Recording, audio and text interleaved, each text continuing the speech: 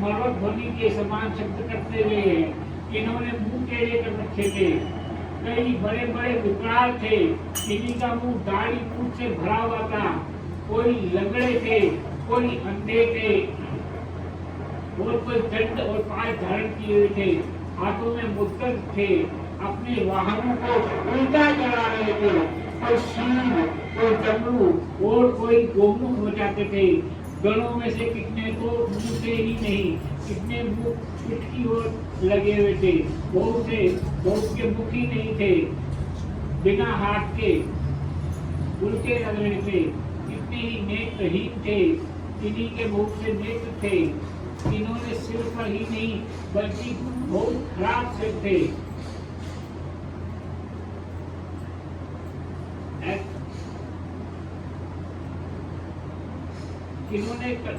किन्हीं के गणों के कान नहीं थे, किन्हीं के आंख नहीं थी। उन असंख्य भूत प्रेत आदि गणों को देखकर मैना तत्काल भय से व्याकुल हो गई। उन्होंने बीच में भगवान शंकर थे, जो निर्गुण होते हुए भी परम गुणवान हो, वे वृष पर सवार थे, उनके 5 मुख थे, प्रत्येक मुख में 3-3 नेत्र थे, उनके सारों अंगों से विभूषित होने लगे, जो उनके लिए भूषण का काम देती थी। मस्तक पर जटाजूट, चंद्रमा का मुकुट, 10 हाथ, उनमें से एक में कपाल, शरीर पर बागंबर दुपट्टा, हाथ में पिंगा, त्रिशूल, आंखों में भयानक आकृति और विकराल और हाथी की खाल का वस्त्र, सब देखकर शिवा की माता बहुत डर गई, चकित हो गई, व्याकुल होकर कांपने लगी, उनकी बुद्धि चकरा गई। इस अवस्था में तुमने उंगली से दिखाते हुए कहा, ये ही भगवान शिव हैं। तुम्हारी यह बात सुनकर सती मैना दुख से दुखी हुई, आंसुओं से भर गई, हवा के झोंके खाकर गिर गई, लता के समान तुरंत भूमि पर गिर पड़ी। यह कैसा विकृत दृश्य है, मैं दुराग्रह में पड़कर ठगी गई।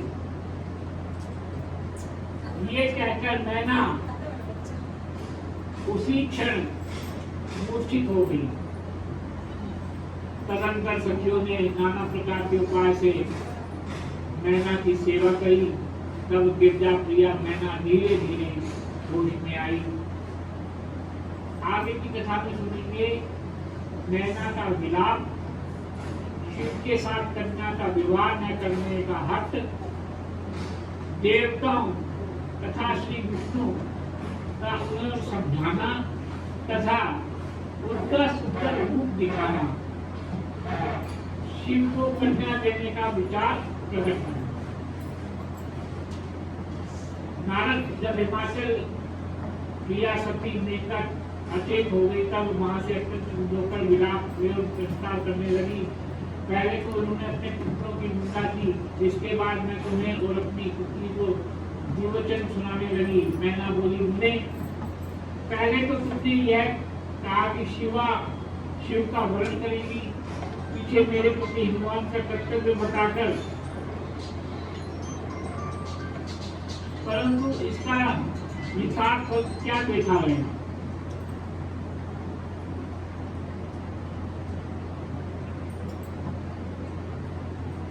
उसकी तपस्या यह फल मिला जो देखने लायक को भी दुख में डालता है।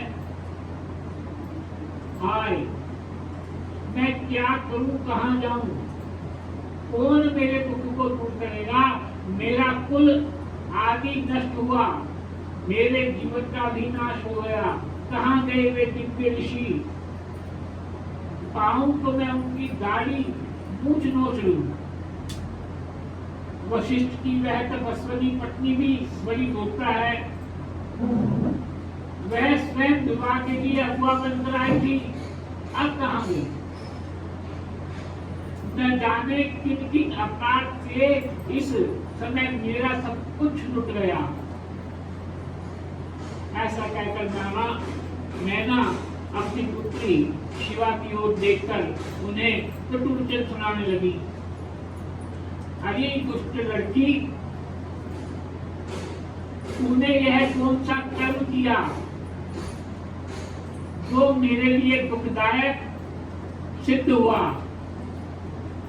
कुछ दुष्टा ने स्वयं ही सोना देखकर कांच खरीदा, चंदन छोड़कर अपने अंगों को कीचड़ के ढेर में पोत लिया। हाय, हंस को उड़ाकर तूने पिंजरे में कौवा पाल लिया, गंगा जल को दूर फेंककर कुएं का जल पिया, प्रकाश पाने की इच्छा से सूर्य को छोड़कर यत्न पूर्वक जुगनू को पकड़ा, चावल छोड़कर भूसी खा ली, घी को फेंककर मूंग तेल का आदर पूर्वक भोग किया, सिंह का आश्रय छोड़कर सियार का सेवन किया, ब्रह्म विद्या छोड़कर कुसंगति गाथा का श्रवण किया। बेटी तूने क्या किया? तूने घर में रखी हुई यश की मंगलमयी विभूति को दूर हटाकर चिता की अमंगलमयी राख अपने पल्ले बांध ली, क्योंकि स्वस्थ श्रेष्ठ देवताओं और विष्णु आदि परमेश्वर को छोड़कर अपनी कुबुद्धि के कारण शिव को पाने के लिए ऐसा तप किया। तुझको तेरी बुद्धि, तेरे रूप को, तेरे चरित्र को भी बारंबार धिक्कार है। तुझे तपस्या का उपदेश देने वाले नारद, तेरी सहायता करने वाले दोनों सखियां, नारद तुम्हारी बुद्धि को धिक्कार है। नारद को भी सुना दिया। तुम्हारे कुल को धिक्कार है, तुम्हारी क्रिया दक्षता को भी धिक्कार है। तभी नारद ने कहा, मैना पतिव्रत तुम्हें पता नहीं, वास्तव में भगवान शिव का रूप बड़ा सुंदर है। उन्होंने लीला ऐसा रूप धारण कर लिया, यह उनका यथार्थ रूप नहीं है। इसलिए तुम क्रोध छोड़कर स्वस्थ हो जाओ, हठ छोड़कर विवाह का कार्य करो और अपनी शिवा का हाथ शिव के हाथ में दो। तुम्हारी यह बात सुनकर मैना तुमसे बोली, उठो यहाँ से, दूर चले जाओ। तुम दुष्टों और अधर्मों के शिरोमणि हो। मैना के ऐसा कहने पर इंद्र आदि देवता दिक्पाल क्रमश आकर ये बोले, पितरों की कन्या मैना, तुम्हें हमारे वचनों को प्रश्न पूर्वक सुनो। ये शिव नित्य ही सबसे उत्कृष्ट देवता हैं, सबको उत्तम सुख देने वाले हैं। आपकी पुत्री अत्यंत खुश है। सबको देखकर एक भक्तवत्सल प्रभु ने कृपा पूर्वक इन्हें दर्शन दिए और श्रेष्ठ वर दिया। यह सुनकर मैना ने देवताओं को बारंबार अत्यंत विलाप करके कहा, शिव का रूप तो बड़ा भयंकर है, मैं उन्हें अपनी पुत्री नहीं लूंगी।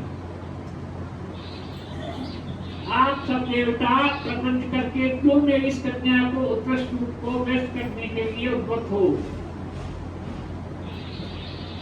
मुनीश्वर, उनके ऐसा कहने पर वशिष्ठ आदि सप्तऋषियों ने वहां आकर यह बात कही, पितरों की कन्या गिरिजा की रानी मैंने, हम लोग तुम्हारा कार्य सिद्ध करने के लिए आए। जो कार्य सर्वथा उचित है, उपयोगी है, उसे तुम्हारे हक के कारण हम विपरीत कैसे मान लें? भगवान शंकर का दर्शन सबसे बड़ा लाभ है। वे दान पात्र होकर स्वयं तुम्हारे घर आए हैं। उनके ऐसा कहने पर ज्ञान दुर्लभता मैना ने उसकी बात इच्छा कर उनसे कहा, मैं शस्त्रादि से अपनी बेटी के टुकड़े टुकड़े कर डालूंगी, परंतु उसे शंकर के हाथ में नहीं दूंगी। तुम सब लोग दूर हट जाओ, किसी को मेरे पास आने की जरूरत नहीं है। ऐसा कहकर विलाप करने लगी। मैना चुप हुई। मुझे वहां उनके बर्ताव से हाहाकार मच गया। हिमालय अत्यंत व्याकुल हुए। मैना के समझाने के लिए प्रेम पूर्वक तत्व दर्शाते हुए बोले। हिमालय ने कहा, प्रिया मैना, मेरी बात तो सुनो, तुम इतनी व्याकुल क्यों हो गई? देखो तो कौन कौन से महात्मा तुम्हारे घर आए हैं, तुम इनकी निंदा क्यों करती हो? भगवान शंकर को तुम जानती नहीं हो, किंतु नाना नाम रूप वाले शंभु विकट रूप को देखकर घबरा गई। मैं शंकर जी को भली भांति जानता हूं, वे ही सबके प्रतिपालक हैं, पूजनीय हैं, अनुग्रह निग्रह करने वाले हैं, निष्पाप प्राण प्राणियों के हट करने वाले हैं। मानसिक दुख छोड़ो, सुरक्षित उठो और सब कार्य करो। पहली बार विकटधारी शंभु ने मेरे द्वार पर आकर नाना प्रकार की लीलाएं की।